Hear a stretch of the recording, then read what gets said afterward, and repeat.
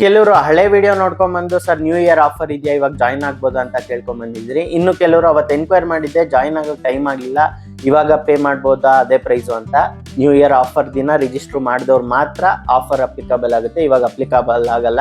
ವರ್ಷಕ್ಕೆ ಒಂದೇ ಸತಿ ನಾವು ಬಿಡೋದು ಆಫರು, ಅವಾಗ ಯೂಸ್ ಮಾಡ್ಕೊಂಡಂಗೆ ಮತ್ತೆ ನೆಕ್ಸ್ಟ್ ಇಯರ್ ವರ್ಗೂ ಕಾಯಕ್ಕೆ ಹೋಗ್ಬೇಡಿ. ನೆಕ್ಸ್ಟ್ ಇಯರ್ಗೆ ಪ್ರೈಸು ಇನ್ಕ್ರೀಸ್ ಆಗಿರುತ್ತೆ, ತಿರ್ಗಾ ಡಿಸ್ಕೌಂಟ್ ಹೋದ್ರೆ ಆಲ್ಮೋಸ್ಟ್ ಇದೇ ಪ್ರೈಸ್ಗೆ ಸಿಗುತ್ತೆ. ಮುಂದಿನ ವರ್ಷ ಬರೋಷ್ಟೊತ್ತಿಗೆ ನೀವು ಎಷ್ಟು ಕೆಜಿ ಗೇನ್ ಮಾಡಿರ್ತೀರೋ ಅಥವಾ ಏನೇನು ಕಾಯಿಲೆ ತಗೊಂಡ್ಬರ್ತೀರೋ ನನಗೆ ಗೊತ್ತಿಲ್ಲ, ಅದ್ರದ್ದು ಎಕ್ಸ್ಟ್ರಾ ಪ್ರೈಸ್ ಆಗುತ್ತೆ. 3 ತಿಂಗಳು ಟ್ರಾನ್ಸ್ಫಾರ್ಮೇಶನ್ ತಗೊಳ್ಳೋ ಜಾಗದಲ್ಲಿ 6 ತಿಂಗಳು ತಗೋಬೇಕಾಗುತ್ತೆ. ಆಮೇಲೆ ಸ್ಟ್ರಗ್ಲಿಂಗು ಡಯಟಿಂಗ್ ಪೀರಿಯಡ್ ಕೂಡ ಜಾಸ್ತಿ ಇರುತ್ತೆ. ಈಗಲೇ ನಾನು ಎಷ್ಟೊಂದು ಸತಿ ರಿಗ್ರೆಟ್ ಮಾಡ್ತೀನಿ, 70 kg ಇರುವಾಗಲೇ ನಾನು ಸೀರಿಯಸ್ ಆಗಿ ತಗೊಂಡ್ಬಿಟ್ಟಿದ್ರೆ ಇಷ್ಟೊತ್ತಿಗೆ ನಾನು ಗೋಲ್ ರೀಚ್ ಆಗ್ಬಿಡ್ತಿದ್ದೆ.